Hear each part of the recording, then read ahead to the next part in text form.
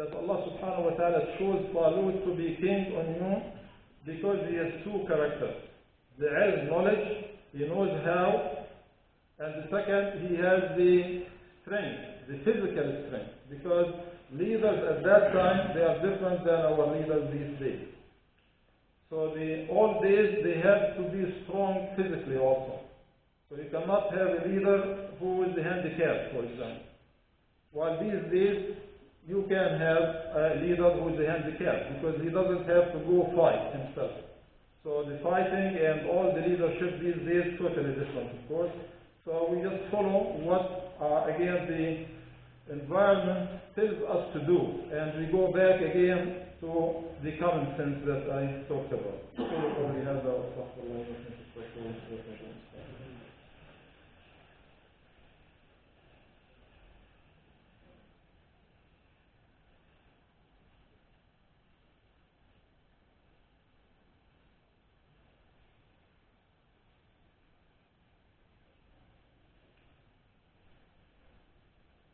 الحمد لله رب العالمين والصلاة والسلام على أشرف المرسلين سيدنا محمد وعلى آله وصحبه وبعد. As we are talking about our priorities, and always to start with the most important and then the least important to come next, and not to switch that, because that's what the common sense, as I said, telling us. So always the knowledge comes first. So before you do anything, we have to know how. And last week, I said I'm going to talk about the prayer, which we didn't have time, so with the last few minutes, we'll talk about the prayer. And I'm talking about mainly the sunnah of the prayer, because the Prophet ﷺ told us to pray as we saw him, or the Sahaba saw him. We didn't see him, but the Sahaba saw him, how he used to pray, and they told us how he used to pray. So we're supposed to follow that, of course. As we stand, the standing, we call it in the prayer, is a requirement, is the fard in the prayer. If you are able to stand, you have to stand. And I'm talking about the fard, the prayer, also not the sunnah. So if you stand, standing also has to be in a certain way, because you have to stand still and straight. So you cannot stand like this. So that's not standing. Your head has to be straight as well. So you cannot stand like this. And looking, you cannot look again in the sky. Because people think that Allah is up and they're just looking to Allah. Allah is everywhere, as you know, not just up. So you have to look where you make sujood. So you stand, your head is straight, and you are looking down, where you're going to make sujood, or between your feet and the sujood place. So when we make the ruku'ah, your head and your back has to be straight also like this. So some, they make ruku'ah like this. That's not ruku'ah. So the ruku'ah, your, again, body has to make a straight line like this. So you have to look at yourself, or let somebody see you when you make ruku'ah, because some they make ruku'ah and they think they do it correctly, but it is not correct.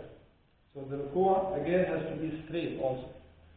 And you have to, with every movement that you do, you have to relax in that movement. So when you make ruku'ah, that's not a ruku'ah like this. So you have to wait and relax in the ruku'ah position. And then when you come back, also you have to go back to the original position, which is this position. So some they do ruku'ah, they finish ruku'ah, they say like this, and they go to the sujood. That's not right and not acceptable. So you go back and straight as you started, like this. And you wait a few seconds. So in every position you have to wait a few seconds. Then you go to sujood. So in the sujood, we have to make the sujood on certain parts of the body. That's including your feet. So the toes have to facing the qibla, straight, not in the back, not like this. So facing the straight, and your feet should be closer to each other, not too far from each other. Your hand has to be on the floor like this, not like this. So some people, they put their hands like this. So they have to be flat like this. Both sides. And your elbow has to be out. So for men, it has to be out from your body. For women, it should be closed like this. So women, close, men like this. If you are praying by yourself, of course, but when we pray together, we don't have room, you squeeze yourself, that's okay. But if you are praying alone, so you have more space for yourself. For the face has to be on the ground, touching the ground. The face has to be the nose and the forehead. These two parts, they have to touch the ground. So some people, they don't let their nose touching the ground. That is not acceptable. Your nose has to touch the ground during the sujood. And also some, they wear hats. So the hat should not cover the forehead. This forehead that touch the ground should be clear. And that's why you see some hats in Pakistan and India, they have a cup here. Have you seen these? That they have a cup. Why they have a cup? To follow the sunnah. Because that's the sunnah. It says you should not cover your forehead. So the forehead has to be clear. So if you are wearing hat, then you have to remove it up or whatever. Just try to clear this area. The hat itself, according to madhab or the Hanafi madhab, is the sunnah. So the hat, putting a hat like this, is the sunnah and the Hanafi madhab only. All the other madhab says it's not sunnah. It's just culture. It was culture at that time. If you put it, that's okay. If you don't, that's okay. But for Hanafi madhab, it says again, it's the sunnah. And sunnah, as we said, still your prayer will be accepted without that. But it is better to follow the sunnah. That's what I'm talking about. I'm talking about the sunnah mainly. But going back to the standing, I said standing correctly is always, again, is part of the prayer. Also, another part of the prayer that sometimes we ignore is called the khushu'.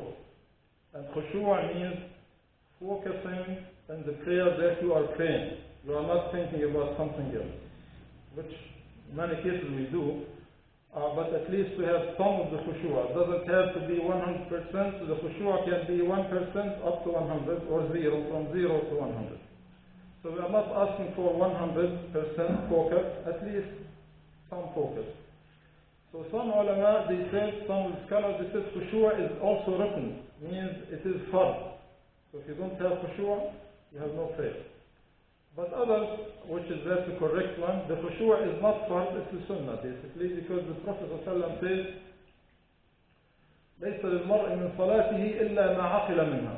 So whatever you're going to take as a reward from your prayer is what you basically focus on. But your prayer will be accepted as a prayer, because there is two things we have in the prayer, or in all the worship, we have two parts.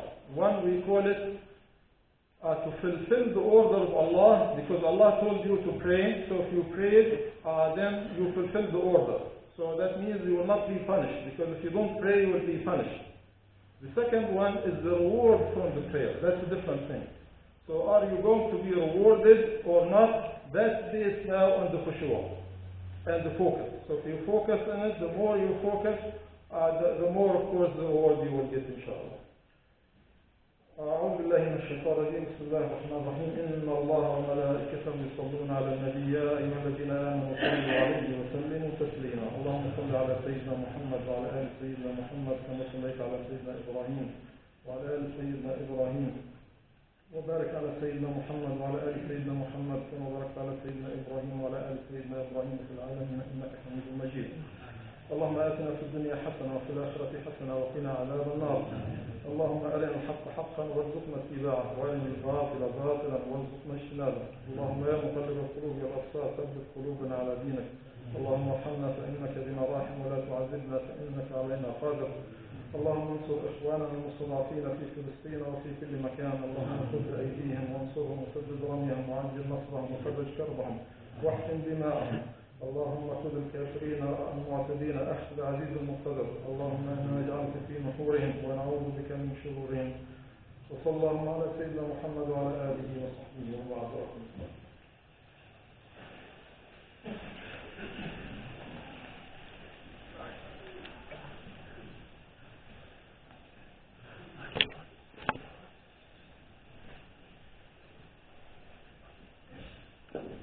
الله أكبر الله أكبر.